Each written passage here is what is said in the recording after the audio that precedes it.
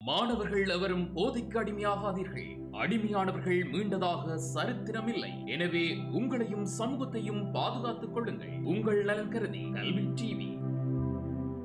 வணக்கம் மாணவர்களே, நாங்கள் டாண்டியினுடைய கல்வி தொலைக்காட்சி இணைஞ்சிருக்கின்றோம்.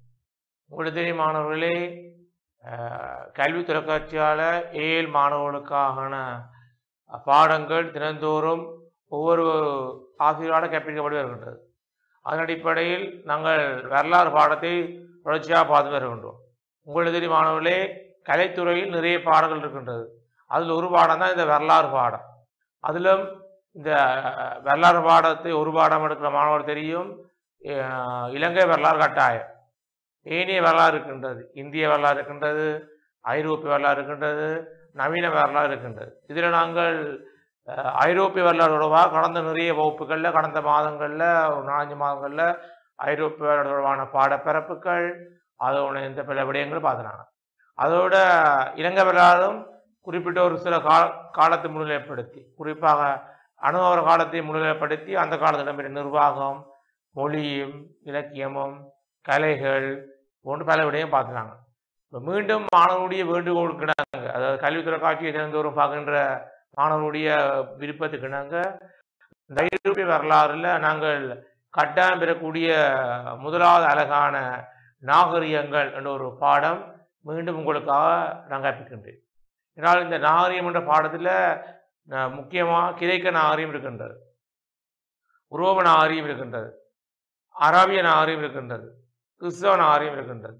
இதில் பெரும்பாலான மாணவர்கள் குறிப்பாக அதிகமாக பரீட்சை கேட்கப்படுகின்ற விடயம்தான் இந்த கிரேக்க நாகரிகம், உரோம நாகரிகம். கிரேக்க ரோம நாகரிகங்கள் கடந்த கால வகுப்புகளில் நான் பார்த்துனாங்க. அதோட கடந்த கால வினாக்கள்லேயும் கிரேக்க ரோம நாகரிகம் தொடர்பாக அதிகமாக கேட்கப்படுகின்றது. நீங்கள் கடந்த கால வினாக்கள் எடுத்து பார்த்தாலும் சரி மாணவர்களே, அதில் கிரேக்க நாகரிகம் உரோம நாகரிகங்களும் சிறு குறிப்பாக சரி அல்லது கற்ற வினாக்களாக இருந்தாலும் சரி தினந்தோறும் கேட்கப்பட்டு வருகின்றது. ஆகவே அப்படி கேட்கப்படுற வினாக்களை தான் நாங்கள் இன்று கையில் எடுத்துக்கின்றோம்.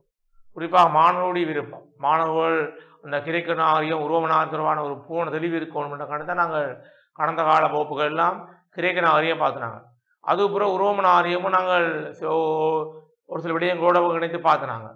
அதனுடைய தொடர்ச்சியாகத்தான் இன்றைய வகுப்பு அமைகின்றது. அது கவனிக்க மாணவர்கள் கவனிங்கள். நாங்கள் கிரேக்க நாகரிகம் பார்த்துனாங்க. அடுத்த உரோம நாகரிகம், இந்த உரோம நாகரிகமும் பார்த்துனாங்க மாணவர்கள் கடந்த வகுப்பில். அது உரோம நாகரிகமான தோற்றம் பார்த்தினாங்க, அங்கே இருக்கிற மக்களுடைய வாழ்வாதாரங்கள், அதோடு அந்த நாகரிகத்தினுடைய அந்த அமைவிட சிறப்புகள், ஏனைய சிறப்புகள், அங்கு வாழ்கிற மக்களுடைய ஜீவனோபாய முறைகள், அங்கு வாழ்கிற மக்களுடைய பண்பாடுகள், கலை கலாச்சாரங்கள், அது அங்கிடம் பெற்ற ஆட்சி முறைகள், குடியரசு ஆட்சி, பேரரசு ஆட்சி, அதோட மக்கள் செய்யப்பட்ட ஆட்சி என்ற அடிப்படையில் ஆட்சி முறை இடம்பெற்று பார்த்துனாங்க. அதோட பல்வேறு விதமான துறைகள் வளர்ச்சி அடைந்து ஒரு சட்ட நிர்வாக நீதி என்ற அடிப்படையில் நிறைய துறைகள் ரீதியாகவும் ஒரு வளர்ச்சி அடைந்த ஒரு நாகரிகம் இந்த உரோம நாகரிகம். அது தொடர்பாக கடந்த வகுப்பில் நாங்கள் பார்த்தாங்க.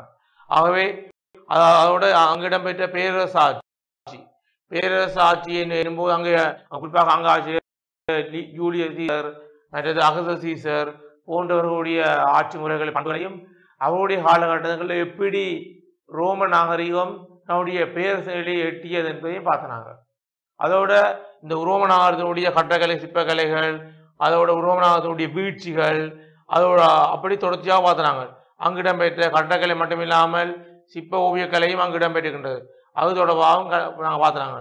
பொது வேலைகள், பாதை அமைக்கிறது, அதோட துறைமுகங்கள், களியாட்டங்கள், அரங்குகள், நீர்த்தேக்கங்கள், பூங்காக்கள் என்று ஏகப்பட்ட விடயங்கள் நாங்கள் கடந்த வகுப்பில் உரோம நாகரிகம் பற்றி பார்க்குறாங்க. ஆகவே இது கிரேக்க நாகரிகமும் உரோம நாகரிகமும் கடந்த கால அதிகமான வகுப்புகளில் கேட்கப்படுற ஒரு விஷயம். ஆகவே நீங்கள் இந்த ஓஎல் எக்ஸாம் வெளியிட்டு இப்போ இருக்கிற மாணவர்கள் அடுத்த கட்டமாக ஏழில் நாங்கள் எந்த துறையை தேர்வு செய்வோம், கலைத்துறை தேர்வு செய்வோமா, அல்லது வர்த்தகத்துறையா, அல்லது விஞ்ஞானத்துறையா, கணிதத்துறையா, அல்லது தொடர்பாடத்துறையாக என்ற விஷயம் இருக்கின்றது. அதில் கலைத்துறை எடுக்கின்ற மாணவர்கள் பெரும்பாலும் வரலாறு பாடத்தை கையில் எடுப்பார்கள். அதுவும் வரலாறு பாடம் என்பது உங்களுக்கு முக்கியமான ஒரு பாடம் அமைகிற மட்டுமில்லாமல் உங்களுடைய சர்க்கோருடைய பெருமதியை மிக உயர்த்தி காட்டக்கூடிய ஒரு பாடம் தான் வரலாறு பாடம். அவை நீங்கள் வரலாறு பாடம் எடுக்கிற மாணவர்கள் ஒரு பூர்ண விளக்கத்தோடையும் உங்களுடைய பாடத்தெரிவுகள் மிக முக்கியம். நீங்கள் எந்த துறையை தெரிவு செய்கிறீங்கன்றது ஒரு பிரதான முக்கியம். அதுக்கு பிறகு அந்த துறையில் குறிப்பாக கலைத்துறையெல்லாம் நிறைய பாடங்கள் இருக்கின்றது. ஏனைய துறை எடுத்துக்கொண்டால் 3 பாடங்கள் 4 பாடங்கள்லாம் இருக்கின்றது. ஆனால் கலைத்துறையில் 7-8 பாடங்கள் இருக்கின்றது. அதில் நீங்கள் எந்த 3 பாடத்தை தெரிவு செய்யணும்னு நீங்களாம் முடிவு பண்ணணும். அதில் பெரும்பாலான மாணவர்கள் வரலாறு பாடத்தையே செய்வார்கள். அதனுடைய சர்க்கோருடைய உயர்வும் அதால் கிடைக்கப்படுகின்ற நிறைய வாய்ப்புகளும் பல்கலைக்கழக அனுமதி கொழிச்சு போன்ற பல இடங்களுக்கு வாய்ப்புகள் எடுத்துடும்போது வரலாறு பாடம் முக்கியம் இருக்கின்றது. வரலாறு பாடத்தை நீங்கள் முக்கியமாக தெரிவு செய்ய வேண்டும். அதிலும் குறிப்பாக இந்த ஐரோப்பியாவில் தான் பெரும்பாலான மாணவர் எடுக்கின்றார். ஆகவே நாங்கள் இந்த கட்டாயம் பெறக்கூடிய ஒரு வினாவான கிரேக்க நாகரிகமும் உரோம நாகரிகம் தான் கடந்த வகுப்பிலிருந்து பார்த்தோம். இன்று நாங்கள் உரோம நாகரிகத்தை முடிச்சாங்க. அடுத்த வரக்கூடிய நாகரிகம் தான் கிறிஸ்தவ நாகரிகம். இதுவும் நாங்கள் கடந்த வகுப்பில் மேலோட பார்த்தோம் மாணவர்களே. கிறிஸ்தவ நாகரிகம் அதாவது இந்த கிறிஸ்தவ நாகரிகம் என்பது தொடர்ச்சியாக பரீட்சை கேட்கப்படவில்லை. ஆனால் ஒரு 2 வருஷம் அல்லது 3 வருஷத்துக்கு ஒருக்கா இந்த கேள்வி வரக்கூடிய ஒரு வாய்ப்பு வந்திருக்கின்றது, வரக்கூடிய வாய்ப்பு இருக்கின்றது.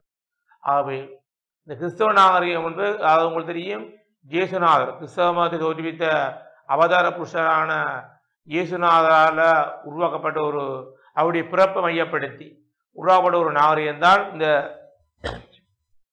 கிறிஸ்தவ நாகரிகம். அந்த கிறிஸ்தவ நாகரிகத்துடைய இப்படியே தான் பார்க்க போகுது.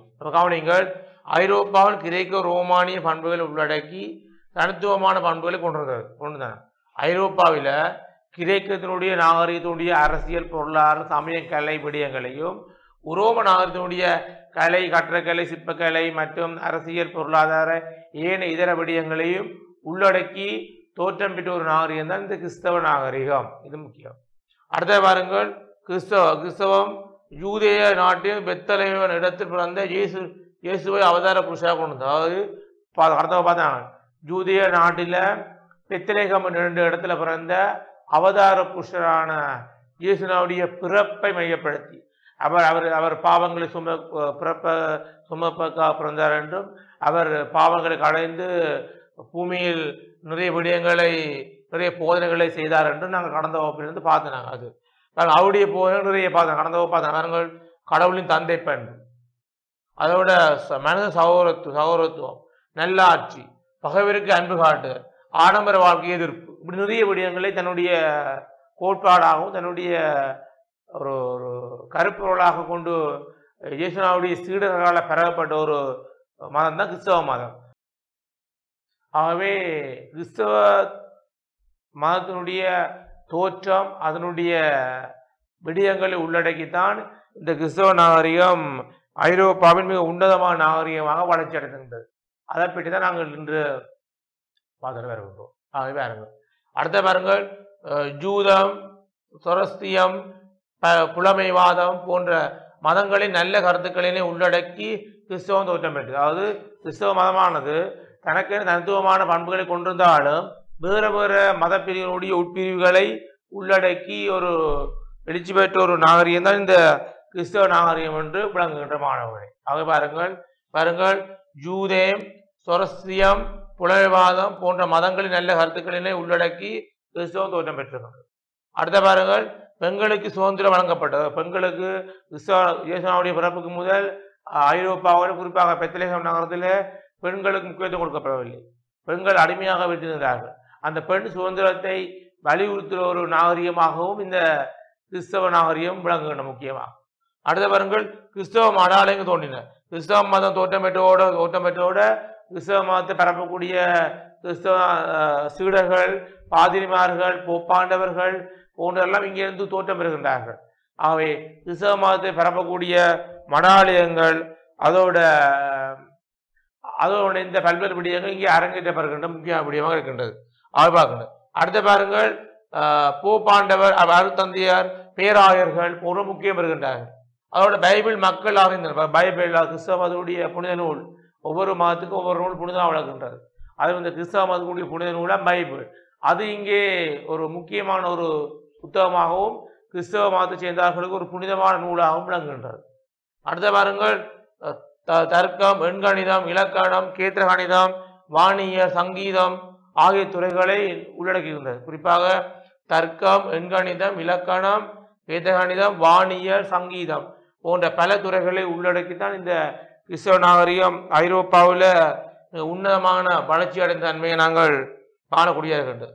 அடுத்த பாருங்கள், இவ்வளவும் அந்த கிறிஸ்தவ நாகரிகம். ஆகவே கிறிஸ்தவ நாகரிகத்தினுடைய கேள்வி மாணவர்களே பரீட்சைகளில் ஒரு நம்ம சொன்னது போல தொடர்ச்சியாக விட்டால் கூட ஒரு குறிப்பிட்ட ஒரு காலத்துக்கு பிறகு, குறிப்பிட்ட 2-3 வருஷத்துக்கு பிறகு அல்லது 2-3 அடுத்த பாஸ் எடுத்து பார்த்தால் அது கிறிஸ்தவ நாகரிகம் பற்றி சிறு குறிப்பாக கேட்கப்பட்டிருக்கின்றது. அவை நீங்கள் கிறிஸ்தவ நாகரிகம் பற்றி ஓரளவாக ஒரு பூர்ணமான அறிவு இருக்கவன், ஆழமான ஒரு புரிதல், ஆழமான ஒரு கற்றல் இல்லாவிட்டாலும் கூட ஒரு மேலோட்டமான ஒரு அறிவு இருந்தாலே இந்த வினாவுக்கு விட எழுதக்கூடிய இருக்கு. அடுத்த வாருங்கள், கிறிஸ்தவ நாகரிகத்துக்கு பிறகு நாங்கள் பார்க்குற அடுத்த நாகரிகம் அராபிய நாகரிகம். அது இந்த அராபிய நாகரிகம் நாங்கள் கடந்த வகுப்பில் உங்களா மேலோட பார்த்து நாங்கள் மாணவர்களே. அராபிய நாகரிகம் அதாவது அராபிய தேசம் பாலைவனம் எனப்படுகின்ற ஒரு சூழல்ல, ஒரு இடத்துல, அதுவும் குறிப்பாக மணல் பிரதேசத்தில் தோற்றம் பெற்ற ஒரு நாகரிகம் தான் இந்த அராபிய நாகரிகம். அராபிய நாகரிகமானது நாங்கள் முதல் பார்த்த கிரேக்க நாகரிகமாக இருக்கலாம், உரோம நாகரிகம் மற்றும் கிறிஸ்தவ நாகரிகம். இந்த 3 நாகரிகத்திலே இருந்து ஒரு வேறுபட்ட ஒரு நாகரிக போக்கை கொண்டதான் இந்த அராபிய நாகரிகம் விளங்குகின்றது. அந்த அராபிய நாகரிகத்தை தான் பார்க்க போகிறோம். பாருங்கள், மேற்கு ஆசியாவில் உள்ள மிகப்பெரிய தீபகற்பமாக உள்ள வனாந்தர பிரதேசம் ஆகும். அதாவது மேற்கு ஆசியாவில் உள்ள மிகப்பெரிய தீபகற்பமாக உள்ள வனாந்தர பிரதேசம். அதாவது மேற்கு ஆசியாவில் ஒரு மணல் பிரதேசத்தில், ஒரு பாலைவனத்தில், பூந்தோட்டங்கள் இல்லாத ஒரு பாலைவனத்தில் தோற்றப்பட்ட நாகரிகம் தான் இந்த அராபிய நாகரிகம். அதோட கிபி 6ஆம் நூற்றாண்டு தோற்றம் பெற்றது. கிபி 6ஆம் நூற்றாண்டில் தோற்றம் பெற்ற ஒரு நாகரிகம் விளங்குகின்றது. அதோட மணல் பிரதேசம் மனித வாழ்க்கை சவால் அமைந்திருக்கின்றது. ஆகவே மணல் பிரதேசத்தில் தோற்றப்பட்ட நாகரிகம் இருக்கக்கூடியால இங்கே இருக்கிற மக்கள் விவசாயமோ சேன பயிற்சியோ அல்ல மந்த வளர்ப்போ போன்றவற்றை முன்னெடுக்க முடியாது. ஆகவே தூர பிரதேசங்கள் போய் குறிப்பாக கொள்ளையடித்தல், அங்கே இருக்கின்ற வியாபாரத்தை கொள்ளுதல் அல்லது தூரங்களுக்கு போய் வியாபார பொருட்களை பெற்று வந்து தான் தங்களுடைய நாட்டை பலப்படுத்திருக்கிறார்கள். ஆகவே இப்படிப்பட்ட ஒரு சிறந்த ஒரு நாகரிகம் தான் இந்த அராபிய நாகரிகம். ஆகவே அராபிய நாகரிகத்தில் வாழ்கிற மக்களுடைய வாழ்க்கை முறை எடுத்து பார்த்தால் அவர்களுடைய வாழ்க்கை முறையானது ஒரு சவால் மிக்கதாகவும், தங்களுடைய தொழிலாக கொள்ளையடித்தல், அவருடைய பேரிச்சம்பழத்தை விற்று வருமானத்தை பெற்றுக்கொள்ளுதல், மந்த வளர்ப்பு போன்றவற்றை மேற்கொண்டிருக்கிறார். அதோட ஒட்டகங்கள் மூலம் பிரதான போக்குவரத்து சாதனமாக விளங்கி இருக்கின்றது. ஒட்டகம் மூலம்தான் தூரடங்களுக்கு போய் பயணம் செய்து அங்கே இருக்கின்ற வளங்களை சூறையாடி கொள்ளையடித்து தங்கட நாடுகிற மக்களுக்கு கொடுத்து ஒரு சவால் மிக்க ஒரு நாளாந்தம் ஒரு மிகப்பெரிய சவாலோடு வாழ்ந்த மக்கள் இந்த அராபிய நாகரிக மக்கள் குறிப்பாக. அதோடு பாருங்கள், இந்நாகரிகத்தில் பைசாந்திய பாரசீக பேரரசுகளின் பண்பாடு செல்வாக்கு பெற்றிருந்தது. பைசாந்திய பாரசீக போன்ற நாகரிகத்தினுடைய பண்பாடுடைய செல்வாக்கு நாங்கள் இந்த இந்த நாகரிகத்தில் காணக்கூடிய இருக்கின்ற மாணவர்களே.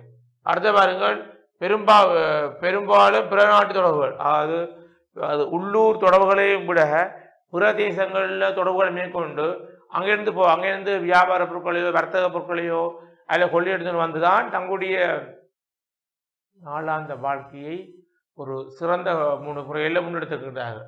அதோட பாருங்கள், சனத்தொகை குறைவு, நாவடி வாழ்க்கை. இங்கே வாழ்கிற மக்கள் தொகை குறைவு. ஏன்னால் பாலைவனம், சுயமாக தொழில் செய்ய முடியாது, தூரடங்களுக்கு போய்தான் ஏதாவது பொருட்கள் எடுத்து வரணும். அவை மக்களுடைய எண்ணிக்கை குறைவு. மக்களாக பிற நாட்டு தொடர்புகளை தான் கூட விரும்பிக்கணும். அதோட அயல் பிரதேசங்களோட தொடர்புகள் மேற்கொள்ளும் போது போர்களில் ஈடுபட்டுக்கணும். ஏன் கொள்ளையடித்தல் அல்லது அயல் பிரதேச வர்த்தக போக்குவரை கைப்பற்றுவதற்காண்டி அயல் நாடு அல்ல அயல் பிரதேசங்களோட போர் செய்து ஒரு போர் வீரர்களாகவும் இவர் விளங்கியிருக்கிறார்கள். ஆகவே அடுத்த வாரங்கள் வியாபார நகரங்கள் மக்கா மதீனா. அதாவது இங்கே அராபிய நாகரிகத்தில் மிகவும் புகழ்பெற்ற நகரம், இன்று கூட புகழ்பெற்ற நகரம் விளங்குகின்றது மக்கா மதீனா. அது இஸ்லாமியருடைய புனித யாத்திரைக்கான ஒரு முக்கிய இடம் தான் அந்த மக்கா மதீனா. அந்த நகரம் இன்று வரைக்கும் ஒரு வியாபார நிலையமாகவோ வியாபார மத்திய நிலையமாகவும் விளங்குகின்றது. ஆகவே அது வர்த்தக குழுக்கள் ஹமீம் உமையா, அதாவது வர்த்தகத்தை தனிநபர்கள் செய்தது மட்டுமல்லாமல் குழுக்களாக இணைந்து ஒரு நாலஞ்சு சேர்ந்து ஒரு குழுக்களாக இணைந்து தூரிடங்களுக்கு போய் வியாபார பொருட்களை பெற்று வந்து வர்த்தகத்தை தங்களுடைய தேசங்கள் முன்னெடுத்துக்கிறாங்க. அப்படி வர்த்தக நிலையத்தை மேற்கொண்ட அல்ல வர்த்தக குழுக்களாக செய்யப்பட்டதான் ஹமீன் உமையா போன்றவர்கள். ஆகவே தனித்தனியாக வியாபாரம் செய்வதன் மூலம் கிடைக்கின்ற லாபத்தை விட கூட்டாக வியாபாரம் செய்தார், கூட்டாக தூரிடங்களுக்கு போய் பொருட்களை கைப்பற்றி வாரத்தான் இவர் தங்களுடைய நாளாந்த அல்லது அன்றாட விஷயமாக முன்னெடுத்துக்கின்றார்கள். மேலும் அவர்கள் முகமது நபியின் கோட்பாடுகளை அடிப்படையாக கொண்டு திருக்குர்ஆன் புனித நூல் தோன்றி, அதாவது உங்களுக்கு தெரியும் ஜேசுனாவுடைய பிறப்பை மையப்படுத்தி அவருடைய போதனைகளை மையப்படுத்தி எப்படி பைபிள் எனப்படுகிற ஒரு புனித நூல் தோற்றமிட்டதோ அதே போல முகமது நபியினுடைய கோட்பாடுகளையும் அவருடைய சிந்தனைகளையும் அவருடைய நல்ல கருத்துக்களையும் அறவிடயங்களையும் உள்ளடக்கித்தான் திருக்குர்ஆன் எனப்படுகின்ற புனித நூல் தோற்றம் பெற்றுகின்றது. அடுத்த பாருங்கள், இஸ்லாம் மதம் அல்லாவின் தேவதூதனாக தன்னை ஈராக் எகிப்து பக்தர்களில் இஸ்லாம் ஆதி செலுத்தியது. இஸ்லாம் மதம் ஆனது அல்லாவின் தேவதூதனாக தன்னை ஈராக் எகிப்து போன்ற ஏனைய நாடுகளுக்கும் இந்த இஸ்லாம் மதம் பரவப்பட்டிருக்கின்றது. இன்று இஸ்லாமர்கள் இல்லாத நாடு இல்லை என்று சொல்லும் அளவுக்கு இஸ்லாமை சேர்ந்தார்கள் ஆசியா, ஆப்பிரிக்கா, ஐரோப்பா, அமெரிக்கா, ஆஸ்திரேலியா போன்ற பல கண்டங்களில் வியாபித்து இஸ்லாம் மதமானது ஒரு பெரிய ஒரு செல்வாக்கு பெற்றுள்ளது காணக்கூடிய இருக்கின்றது. அதோட பாருங்கள், இந்தியா முதல் அத்லாந்து சமுத்திரம் வரை இஸ்லாம் செல்வாக்கு பெற்றுகின்றது. இந்தியா எனப்படுகின்ற ஒரு பெரும் தீபகற்பம் இந்திய கண்டத்தில் இருந்து அத்லாந்து சமுத்திரம் வரைக்கும் ஒரு மிகப்பெரிய ஒரு வளர்ச்சி அடைந்த ஒரு மதம் தான் இந்த இஸ்லாம் மதம். இவ்வாறு இஸ்லாம் நாகரிகம் தொண்டு வளர்ச்சியடைந்த தன்மையை நாங்கள் காணக்கூடிய இருக்கின்றது. ஆகவே இதெல்லாம் ஒரு முக்கியமான விடயம். பரீட்சைகளில் இந்த அராபிய நாகரிகம் தொடர்பாக நாங்கள் தொடர்ச்சியாக பரீட்சைகளை கேட்காவிட்டாலும் கூட நம்ம கிறிஸ்தவ நாகரிகம் பார்த்தது கூட சுக்ரீப்பாவோ அல்லது ஒரு முக்கிய ஒரு கற்று வினாக்களாவோ தொடர்ச்சியாக இல்லாவிட்டாலும் 2-3 வருஷத்துக்கு பிறகு அல்லது எப்பயாவது இருந்துக்காக கேட்கின்றார்கள். அவ இதையும் நீங்கள் கிறிஸ்தவ நாகரிகம் போல ஒரு ஆழமான இல்லாவிட்டாலும் ஓரளவு ஒரு புரிய ஓரளவு ஒரு ஞாபக ரீதியாக ஒரு சில பொய்ச்சிகளை ஞாபகத்தாலே போதுமானதாக இருக்கும் என்று நான் நம்புகின்றேன். அடுத்த வருடங்கள் இப்படிதான் இந்த அராபிய நாகரிகம். ஆகவே மணல் பிரதேசம், தூரங்களுக்கு போகணும், வெள்ளி அடிக்கணும், அங்கே இருக்கின்ற வளங்களை சூறையாடணும், அந்த வளத்திருக்கணும், நகரங்களை வர்த்தக நகரங்களை மாற்றிக்கணும், நாளாந்தம் சவால்களை எதிர்கொண்டு வாழ்ந்திருக்கணும், தங்களுக்கு ஒரு மதம் ஒன்று உருவாக்கி இருக்கணும், இஸ்லாம் மதத்தை உருவாக்கி அதுக்கு ஒரு புனித நூல் ஒன்று உருவாக்கி கோட்பாடுகளை கொண்டு திருக்குர்ஆனை உருவாக்கி இருக்கணும். அதோட ஈராக், எகிப்து போன்ற நாடுகள் அது பரவப்பட்டிருக்கின்றது. அதோட இப்படி அரபி தேசத்தில் உருவாகிற இஸ்லாம் மதமானது இந்தியா உபகண்டத்திலிருந்து அத்லாந்து சமுத்திரம் வரைக்கும் வியாபி தன்மையை நாங்கள் காணக்கூடிய இருக்கின்றது. இவ்வாறு இந்த விடயங்கள் இருக்கின்றன காணக்கூடிய இருக்கின்றது. ஆகவே அடுத்த வாருங்கள் நாங்கள் அறிவியல் விடயம் பார்க்க போறோம். அதாவது இந்த அராபிய நாடுகளுடைய அறிவியல் விடயங்கள் முக்கியமானது. அதாவது அறிவியல் பூர்வமான ஒரு மக்கள் சமூகமாகவே வாழ்ந்திருக்கின்றார்கள். பாருங்கள், கல்லூரிகள் அலெக்சாந்திரியா, அந்தியோக், ஃபொய்ரூட், பாய்சாதி நகரம். அதாவது கல்லூரிகள் பாருங்க, அலெக்சாந்திரியான கல்லூரி இருக்கின்றது, அந்தியோக், ஃபொய்ரூட், பாய்சாந்திய நகரம் போன்ற கல்லூரிகள் அங்கே இருந்திருக்கின்றது. அதோட பாருங்க நிறைய அந்த கல்லூரிகளில் விஞ்ஞானம் படிச்சிருக்கணும், தத்துவம் படிச்சிருக்கணும், மருத்துவம், கணிதம், வானியல், பௌதீகம். கல்வி கற்பதற்கான ஒரு மணல் பிரதேசமாக இருந்தாலும் அங்கு கல்லூரிகள் இருந்திருக்கின்றது. நகரங்களை மையப்படுத்தி கல்லூரிகள் தோற்றப்பட மட்டுமில்லாமல் விஞ்ஞானம், தத்துவம், மருத்துவம், கணிதம், வானியல், பௌதிகம் போன்ற பல துறைகள் இங்கே படிப்பிக்கப்பட்ட ஒரு துறையாக விளங்குகின்றது. அவரோட பாருங்கள், புவியியல் ரீதியான அமைவிடங்கள், புவியியல் ரீதியான பௌதிக அம்சங்கள், சமுத்திரங்களை பற்றியும் கண்டங்களை பற்றியும் நதிகள், கடல்கள், கணவாய்கள் போன்ற புவி சார்ந்த விடயங்களையும் இங்கே படிச்சிருக்கிறார்கள். நாடுடைய அமைவிட சிறப்புகள், ஒவ்வொரு நாடுகளும் அமைந்திருக்கின்ற கண்டங்கள், நேர சூசிகள் போன்ற பல விடயங்கள் இங்கே படிச்சிருக்கிறார்கள். அதோட கணவத்தோட திருவோகணிதம், திருவோணம் படிச்சிருப்பீங்க கோயில், திருவோணம் தொடர்பாக tan theta, cos theta, மற்றது sin theta போன்ற திருவோணம் சம்பந்தப்பட்ட விடயங்களையும், கேத்திர கணிதங்கள், கணித தொடர்பான விடயங்கள், கணித அறிவியல் போன்ற பல விடயங்கள் இங்கே கல்லூரிகளில் சிறப்பான முறையில் கற்கப்பட்ட தன்மையை நாங்கள் காணக்கூடிய இருக்கின்றது. அடுத்தவர்கள் சுலைமானின் குறிப்புகள். முதலில் 4ஆம் பயணியான சுலைமான் அரபிய தேசத்திலிருந்து அவர் இலங்கைக்கு வந்திருக்கு, இலங்கை பற்றிய குறிப்புகள் இருக்கிறார். அந்த சுலைமானுடைய குறிப்புகளில் கூட இந்த அரபிய நாகரிகம் தொடர்பான பல்வேறுபட்ட விடயங்கள் இங்கே எழுதப்படுகின்றது. அது சுலைமானுடைய குறிப்புகள் முக்கியமானது மாணவர்களே. அடுத்த வாருங்கள், இந்தியா, சீனா, கிரேக்கம், ரோனிய அறிவியல் விடயங்கள் உள்ளடக்கப்பட்டது. இந்தியாவினுடைய அறிவியல் விடயங்கள் உள்ளடக்கப்படுகின்றது, சீனா விடயங்கள் உள்ளடக்கப்படுகின்றது, கிரேக்க விடயங்கள், ரோமானிய அறிவியல் விடயங்களை உள்ளடக்கித்தான் இந்த நாகரிகம் ஒரு உயர்ந்த பண்போடு, ஒரு உயர்வான ஒரு தன்மையோட வளர்ச்சி பெற்ற தன்மையை நாங்கள் காணக்கூடிய இருக்கிறது. ஆகவே அவர்கள் அறிவியல் ரீதியாகவும் ஒரு சிறந்த ஒரு வளர்ச்சி போக்கை நாங்கள் இங்கு காணலாம். அப்படின்னு கவனிங்கள், கல்லூரிக்கு பாருங்கள், அலெக்சாந்திரியா, அந்தியோக், பொய்ரூட், பைசாய் நகரம். துறைகள் பாருங்க, விஞ்ஞானம், தத்துவம், மருத்துவம், கணிதம், வானியல், பௌதிகம், புவியியல், திருவாணிதம், கேத்திர கணிதம் படிக்கப்பட்டிருக்கின்றது. அடுத்தது சுலைமான குறிப்புகள். இந்தியா, சீனா, கிரேக்கர், ரோமானிய அறிவியல் விடயங்கள் உள்ளடக்கப்படுகின்றன. நிறைய விடயங்கள் இங்கே கற்பிக்கப்படுகின்றது.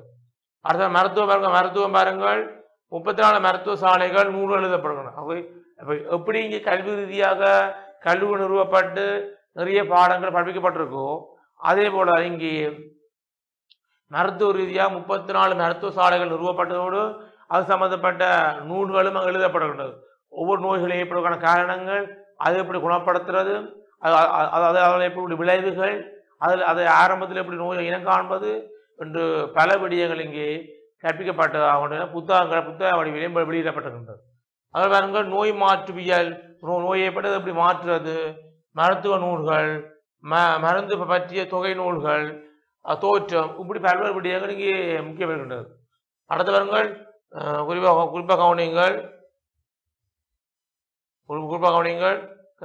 குறிப்பாக யுனானி மருத்துவ வளர்ச்சி. யுனானி எனப்படுகின்ற மருத்துவ ரீதியான ஒரு வளர்ச்சியை நாங்கள் காணும். யுனானி எனப்படுகின்ற மருத்துவ சம்பந்தப்பட்ட வளர்ச்சியும் இங்கே இடம்பெறும் தன்மையை நாங்கள் காணக்கூடிய இருக்கின்றது. ஆக பாருங்கள், 34 மருத்துவ சாலைகள் 100 எழுதப்பட்டன. அதோட நோய் மாற்றுவியல் மருத்துவ நூல்கள், மருந்து பற்றி தொகை நூல்கள் கற்பிக்கப்படுகின்றது, அங்கே செயற்படுத்தப்படுகின்றது. யுனானி மருத்துவ முறை, அதாவது மூலிகை மூலம் குணப்படுத்துறது அல்லது மூலிகைகளை கொண்டு நோய்களை ஆரம்பத்தில் இல்லாமக்கிறது போன்றபடியே இங்கே கற்பிக்கப்படுகின்றது. அடுத்த பாருங்கள், கலைகள். புடவைகளுக்கு சாயமூட்டல், கம்பளம் தயாரித்தல், கிட்டார் இசைக்கருவிகள். அவை ஆடைகளுக்கு சாயமூட்டுதல், மற்றது கம்பளம் தயாரித்தல், அதோட கிட்டார் இசைகள் போன்ற பல கிட்டார் இசை மட்டுமில்லாமல் இசை ரீதியான கருவிகள் எல்லாம் இங்கே உருவாக்கி இசையையும் வளர்த்திருக்கிறாங்க. இசையை விரும்பியவர்களாக இங்கே அரபிய நாகரிக மக்கள் விளங்கி இருக்கிறார்கள். ஓவியத்தில் கூட கவனம் செலுத்தாட்டிக்கும் இசைத்துறையில் கொஞ்சம் சிறந்து விளங்கி இருக்கிறார்கள். அடுத்தவர்கள் கட்டிடம், இசை முக்கியம் இருக்கின்றது. கட்டிடம், இசை, கட்டக்கலைகள் முக்கியம் இருக்கின்றது. அதோட கட்டக்கலையில் குதும்பினர், உட்பரிகை, பள்ளிவாசல் என்பன கசா இசை போன்ற முக்கியம் இருக்கின்றது. அவை இங்கே கலை ரீதியை எடுத்து பார்த்தால் ஓவிய கலைக்கு முக்கியம் இல்லை. உங்களுக்கு இஸ்லாம் மதமானது உருவ வழிபாட்டு முக்கியம் கொடுப்பதில்லை. அவர்கள் இசைக்கலைக்கு முக்கியத்துவம் கொடுத்திருக்கிறார்கள். அந்த இசைக்கலை முக்கியத்துவம் மட்டுமில்லாமல் நிறைய தொழில்களையும் செய்திருக்கிறாங்க. நம்ம அதோட மந்த வளைப்பு, தூரங்களுக்கு போய் கொள்ளையடித்தல், அதோட அங்கே பெருச்சம்பளம் வியாபாரம், அயல் நாடுகளில் தூர தேசங்களோட வர்த்தக ரீதியாக தொடர்புகளை மேற்கொள்ளுதல் போன்றவற்றை முன்னெடுத்த மட்டுமில்லாமல் இவர்கள் ஆடைகளை தயாரித்து அந்த ஆடைகளுக்கு வர்ணங்கள் அல்லது அழகு சாயங்கள் பூசி அதை வியாபாரம் செய்திருக்கிறார்கள். அதோட கம்பளம் தயாரித்து உள்ளூர் மட்டுமில்லாமல் வெளியூருக்கும் மேன்மை செய்திருக்கிறார்கள். அதோட கிட்டார் இசைக்கருவிகள், கட்டிடம், இசை முக்கியத்துவம் பெறுகின்றது. அதோட கட்டக்கலையில் குறிப்பாக நிறைய விதமான புது கட்டக்கலைகளை பூஜ்யவர்களாகவும் கிரேக்க ரோமானிய பண்புகளிலிருந்து ஒப்பிடும் போது இது ஒரு மாறுபட்ட ஒரு பண்பை கொண்டதாகவும் இந்த கிரேக்க ரோமானிய நாகரிக மக்கள் விளங்குகின்றார்கள். ஆகவே ஒட்டுமொத்தமாக பார்க்கின்றபோது இந்த உரோம நாகரிகமானது ஏனைய நாகரிகங்கள் ஒப்பிடும்போது ஒரு மாறுபட்ட ஒரு தோற்றம்.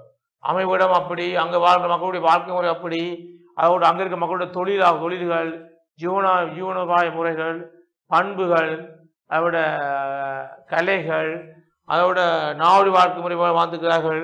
கர்த்த நாகரிக தோற்றம் இருக்கின்றது. ஓவிய கலைக்கு அதிக முக்கியத்துவம் இல்லை, ஆனால் கட்டடக்கலை முக்கியத்துவம் கொடுத்திருக்கிறார்கள், இசைக்கலைக்கு முக்கியத்துவம் கொடுத்திருக்கிறார்கள். அதோட துறைமுகங்கள் ரீதியாக வர்த்தக இடம் இருக்கின்றது. அதோட இங்கு வாழ்ந்த மக்கள் குறிப்பாக இந்த தோற்றமை நாகரிகமானது மலை பிரதேசங்கள் இருக்கிறதால நாளாந்த நிறைய சவால்களுக்கு முகம் கொடுக்கின்றார்கள். நாளாந்த நிறைய சவால்களுக்கு முகம் கொடுத்த மட்டுமில்லாமல் அந்த சவால்களை எதிர்கொள்வதற்காக சிறந்த போர் வீரர்களாக விளங்கியிருக்கின்றார்கள். ஆகவே இவருடைய செயற்பாடானது நாளாந்தம் ஒரு சவால் மிக்கதாக விளங்கியிருக்கின்றது இந்த நாகரிகம். ஆகவே இந்த நாகரிகம் கிபி 6ஆம் நூற்றாண்டில் தோற்றம் பெற்று வளர்ச்சி அடைந்த ஒரு மிக சிறப்பான ஒரு நாகரிகம் இந்த நாகரிகம். அவை அறிவியல் ரீதியாகவும் வளர்ச்சி அடைந்திருக்கின்றது. அதோட கலைகள் சமய ரீதியாக வளர்ச்சி அடைந்த மட்டுமில்லாமல் மருத்துவம், கலைகள் என்ற அடிப்படையில் ஒரு சிறந்த ஒரு நாகரிகமாக இந்த அரபிய நாகரிகம் விளங்குகின்றது. அரபிய நாகரிகத்தினுடைய தோற்றமானது இஸ்லாம் மதத்தையும் மையப்படுத்தி அமைகின்றது. அவை நான்கு நாகரிகம் பார்த்தாங்க மாணவர்களே. அந்த 4 நாகரிகம் பாருங்கள் 4 நாகரிகம் பார்த்தாங்க. இதில் நாங்கள் முதலாக பார்த்தாங்க கிரேக்க நாகரிகம் மாணவர்களே. இந்த கிரேக்க நாகரிகம் தான் ஒரு பரீட்சைகளில் அதிகம் ஒரு நாகரிகம் பார்த்தாங்க. அதோட கிரேக்க நாகரிகத்தினுடைய அரசியல் பார்த்தாங்க, சமயம், அதோட விளையாட்டு, அறிவியல், இலக்கியம், கலை என்ற அடிப்படையில் இந்த நாகரிகத்தில் நிறைய விடிய பார்த்துருக்காங்க. அதோட உரோம நாகரிகம் அப்படித்தான். உரோம தோற்றம், அதோட அமைவிடம், அங்கே இருக்கின்ற ஆட்சி முறைகள், அங்கே என்னென்ன வகையான ஆட்சி இடம்பெற்றுகின்றது, அதோட பேரசாட்சி முறை, கிறிஸ்தவ பேரசாட்சி முறை, மக்களாட்சி முறை, ஜேன ஆட்சி முறை அடிப்படையை பார்த்துனாங்க. அடுத்த பாருங்கள் அடுத்த கிறிஸ்தவ நாகரிகம் இப்போ பார்த்தாங்க. கிறிஸ்தவ நாகரிகம் அப்படித்தான். கிறிஸ்தவ நாகரிகமும் ஒரு பரீட்சைகளில் இடைக்கிடையே கேட்கப்பட்டிருக்கின்றது. அந்த நாகரிகத்தினுடைய தோற்றம், பிறந்த அவருடைய போதனைகள், அவரால் வளர்க்கப்பட்ட விடயங்கள், அதோட கிறிஸ்தவ நாகரிகத்தினுடைய காணப்பட்ட பண்புகள், அங்கு வாழ்ந்த மக்களுடைய வாழ்க்கை முறைகள், அங்கே கிறிஸ்தவ மதத்தினுடைய முக்கிய விடயங்கள் இயேசுனுடைய புறம் மையப்படுத்தி தான் நாகரிகம் பார்க்குறாங்க. அதோட அடுத்த பார்த்தோம்னா அரபிய நாகரிகம். அரபிய நாகரிகம் குறிப்பாக இஸ்லாம் மதத்தினுடைய விடயத்தை கருப்பொருளாக கொண்டு அரபிய நாகரிகம் தோற்றம் பெற்று நாங்கள் பார்த்தாங்க. ஆகவே இந்த 4 நாகரிகம் பார்த்தாங்க. இதில் குறிப்பாக கிரேக்க நாகரிகம், ரோம நாகரிகங்கள் பரீட்சைகளை அதிகமாக பார்க்க வேண்டுமானவர்கள் பரீட்சைகளை தொடர்ச்சியாக இருக்கின்றாங்க. ஆகவே கடந்த கால வினாக்கள் நீங்கள் எடுத்து பார்த்து தெரியும். அது தொடர்ச்சியாக வரக்கூடிய வினாக்களாக இந்த கிரேக்க நாகரிகம், உரோம நாகரிகம் அது தொடர்பான கூடுதலான ஒரு அறிவு உங்களுக்கு இருக்க வேண்டும். இவ்வாறு தான் நாங்கள் நிறைய நாகரிகம் தொடர்பாக நாங்கள் பார்த்தோம். ஆகவே தொடர்ச்சியாக நீங்கள் இந்த டேலண்டினுடைய கல்வி தொலைக்காட்சியை பார்ப்பதன் மூலம்தான் இப்படிப்பட்ட பரீட்சைகள் வரக்கூடிய கட்டாய வினாக்கள் நீங்கள் பார்க்கலாமானவர்களே. நன்றி, வணக்கம் மாணவர்களே. கல்வி டிவியில் புத்தம்புது நிகழ்ச்சிகளை உடனுக்குடன் பார்த்து மகிழ எமது ஃபேஸ்புக் மற்றும் யூடியூப் பக்கத்தை லைக் செய்யுங்கள்.